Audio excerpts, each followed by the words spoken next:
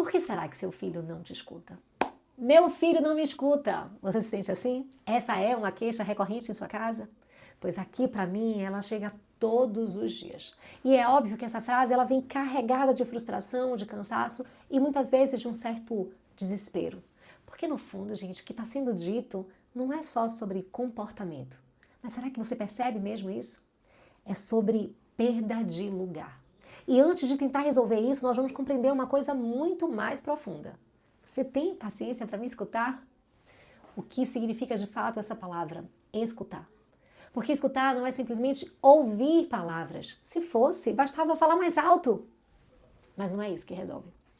Na Bíblia, gente, por exemplo, existe uma palavra central para isso. Shema. Ela não significa apenas ouvir. Ela significa ouvir de um jeito que transforma. Ouvir a ponto de responder. Ouvir a ponto de se alinhar. Ou seja, escutar nunca foi um ato mecânico. Sempre foi um fenômeno relacional. Será que você já consegue perceber como é que isso vai mudar completamente a forma como a gente olha para essa queixa? Porque quando um filho não escuta, precisamos deixar de perguntar apenas, nossa, como é que eu faço para ele me escutar, para ele me obedecer? E começar a se perguntar, o que é que está acontecendo na nossa relação? A psicanálise ajuda a gente a aprofundar isso. Freud já apontava que a criança ela não se organiza apenas a partir de regras, mas a partir de processo de identificação. Compreende isso? Ela escuta no sentido mais profundo aqueles com quem ela se identifica. O que é que isso quer dizer? Não é a ordem que produz escuta, é o lugar que o adulto ocupa dentro do mundo interno da criança. E então, o que acontece, gente, quando esse lugar está fragilizado? Pensa comigo, é simples. A palavra perde força. E aí não adianta você repetir, não adianta aumentar o tom, não adianta insistir, não adianta. Porque não é falta de audição, é falta de referência. Sim, você não está sendo referência para o seu filho. Lacan vai aprofundar esse entendimento ao mostrar que o sujeito se organiza em torno do desejo do outro. Mas isso só acontece quando esse outro é consistente. Quando o adulto fala uma coisa e ele faz uma outra coisa, muda de posição o tempo todo, não sustenta o que ele diz, a palavra perde o valor simbólico. E quando a palavra perde o valor, ela deixa de ser o quê? Escutada. Não porque a criança simplesmente decidiu desobedecer, mas porque aquilo deixou de fazer sentido dentro da estrutura dela. O Winnicott traz ainda um outro elemento que é também muitíssimo importante. A criança precisa de um adulto que permaneça, que sustente, que não desmorone diante das reações dela. Porque escutar também depende de confiança. Então veja bem, se o adulto ele é imprevisível, se ora está disponível e ora desaparece, se responde de formas muito diferentes para a mesma situação, a criança não encontra estabilidade suficiente para se orientar. E sem orientação, mais uma vez, não há escuta. A teoria do apego reforça isso de forma muito concreta. Crianças seguras escutam mais. É muito simples de entender. E não porque elas são mais obedientes apenas, aquela obediência cega, cumpridora de regras, não, mas porque elas confiam naquela voz que lhe guia. Elas sabem que aquele adulto é uma base. Quando essa base falha, o comportamento muda. E muitas vezes o que aparece como desobediência é, na verdade, uma insegurança. É teste do seu filho. É tentativa de entender, esse adulto sustenta mesmo o lugar que ele está ocupando? E aí a gente entra num ponto delicado do nosso tempo. É muita gente falando ao mesmo tempo e ninguém escutando ninguém de verdade. E dentro de casa, os pais têm perdido completamente a voz. E talvez porque a presença deles tem sido vazia, sempre dividida demais. A criança chama e o adulto responde sem nem olhar.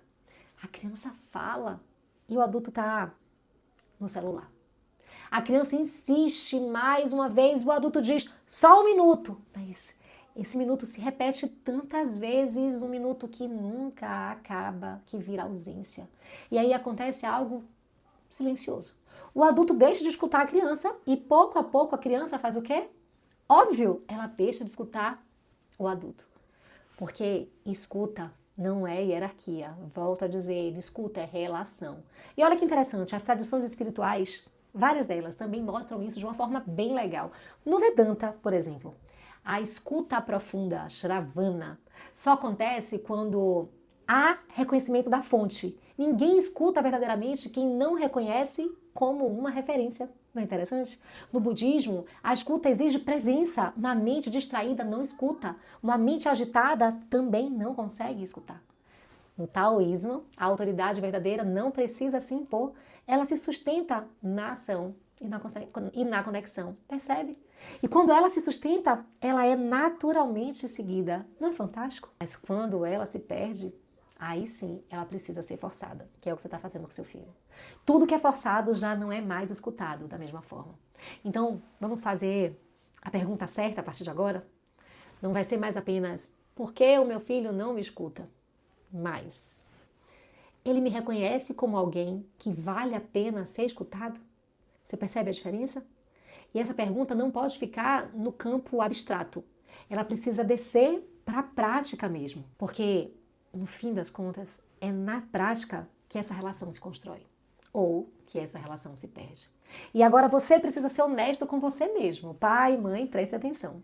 Como é que isso tem acontecido dentro da sua casa? Como é que você tem se comportado diante do seu filho? Que tipo de presença você tem oferecido a ele? De verdade. Porque muitas vezes os pais estão extremamente ativos na vida dos filhos, mas não necessariamente presentes. Você consegue perceber a diferença disso? A gente cria rotinas, organiza agendas, leva para a escola, busca na escola, coloca em 1000 atividades, aula disso, aula daquilo, esporte, compromissos, responsabilidades.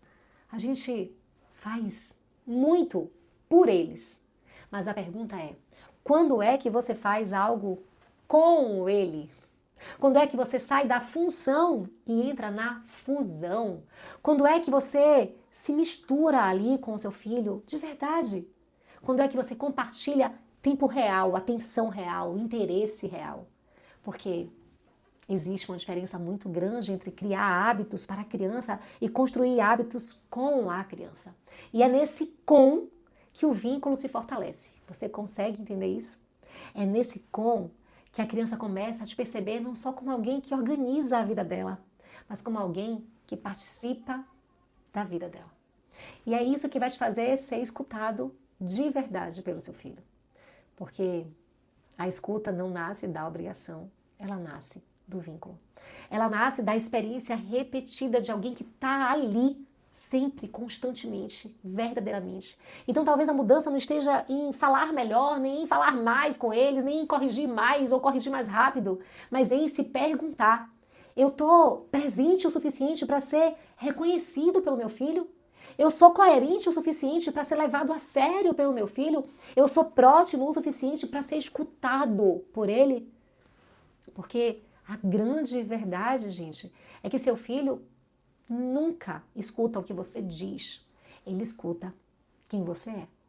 E é isso que sustenta ou esvazia qualquer palavra dentro de uma casa. E talvez seja aqui que tudo vai começar a mudar. Preste atenção. Não no momento em que você vai exigir ser ouvido por ele, mas no momento em que você vai se tornar alguém que o seu filho consegue, de fato, reconhecer, confiar e seguir. Testa isso na sua casa e vem aqui para me contar.